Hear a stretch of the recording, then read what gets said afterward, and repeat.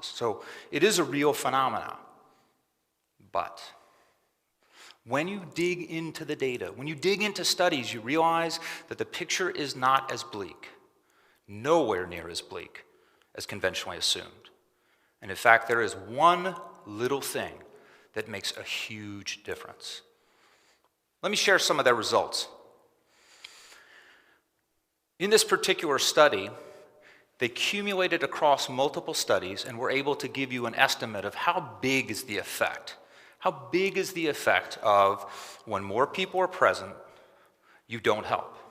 And the large negative effect you see here occurred across multiple studies when there were bystanders present who were instructed to be passive. So there was considerable amount of uncertainty for the experimental participant. There are other people. How come they're not speaking up? When there is a passive bystander, this effect does occur. What happens when you instruct one person to be active and step up? The results are completely reversed. We go from having a bystander effect, where people are less likely to help, to having what could be called a helper effect, where in the presence of more people, as long as one person actively helps, people are more likely to jump to be in a position to aid further. People become more likely to help. This data suggests that it can't be diffusion of responsibility as the primary explanation for the bystander effect. If that's the case, then when one person helps, you're absolved of responsibility. You should walk away. Instead, the explanation is one of uncertainty. When no one helps, we wonder, is that the right thing to do? To stand by, to be passive, to let this tragedy happen. When one person helps, we jump in. We're there, we're ready. We actually join with others to help make a difference. There's additional research that says, in particular, if you go beyond one person and you get a small group of people who act amongst a sea of others, and they engage in a particular behavior, whether it's gazing up at a particular window or doing a dance, others are more likely to act and do the same. This is quite different than the bystander effect. In fact, it's effectively the opposite. So, armed with a more realistic and more current understanding of the bystander effect, there are two things that you can do with this knowledge. And let me begin with the most basic, although maybe this is the most important for you, and that's as follows.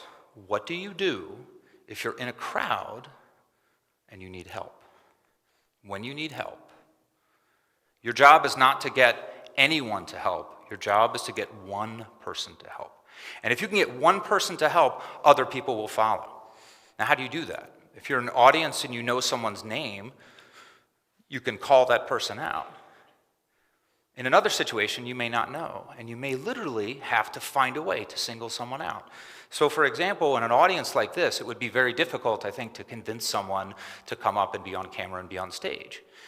But if I said, I need help, and I pointed, and I said, ma'am, you have white jacket on the sides with pattern. I need you to come. I need your help. Please, I see your shoes with the white laces. Come on, please, come right here. I need your help. Actually, I just need you to flip my slides. So hold those if you can. And then when you're ready, I'll tell you, and you will flip by pushing that button. Are you happy to be up here? Yes. She says, I'm super happy. If you want help, and you can go ahead and click the button to go forward, perfect. Now you know how to get help in a crowd.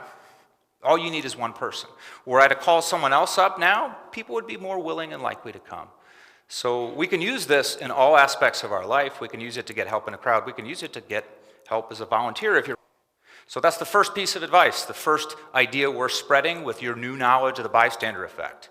It says that all you really need is one person and others will follow. Next slide. Margaret Mead, who is perhaps the United States' most famous cultural anthropologist, said, "Never doubt that a small group of thoughtful, committed citizens can change the world." I remember the first time I heard this quote, it made me really tired, because I imagined small groups of people working late at night trying to change the world. That's a lot of work for small groups of people to do.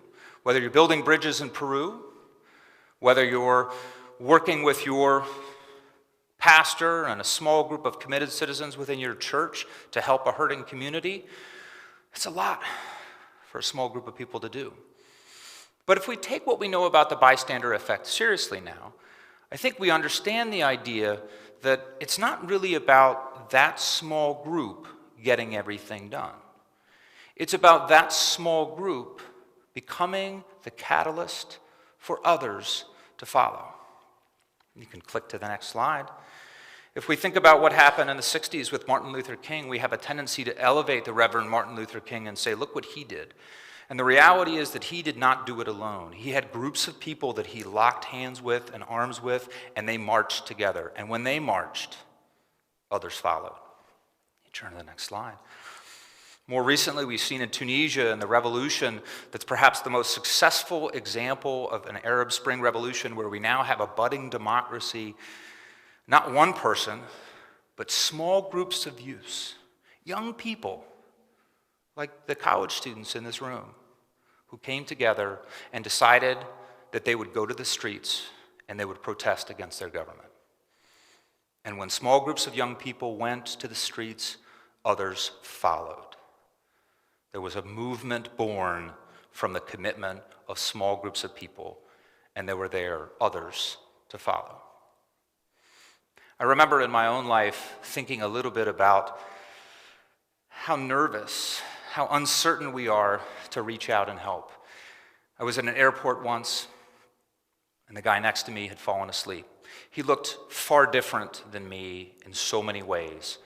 He was wearing ratty jeans, and he was unshaven, and I was in my suit. We were sitting next to each other, and he had fallen asleep hard. He was out. And our plane was boarding. And I assumed he would wake up, and I kept hoping he would wake up. And for me, this was not diffusion of responsibility. I felt some sense of obligation and responsibility, but there was massive uncertainty in my case. Do I wake him up and maybe make him mad? What if this is not his flight? I started to walk away. I stopped, and I turned, and I decided that I needed to face the uncertainty and I needed to do something. And as silly as it sounds, I was nervous.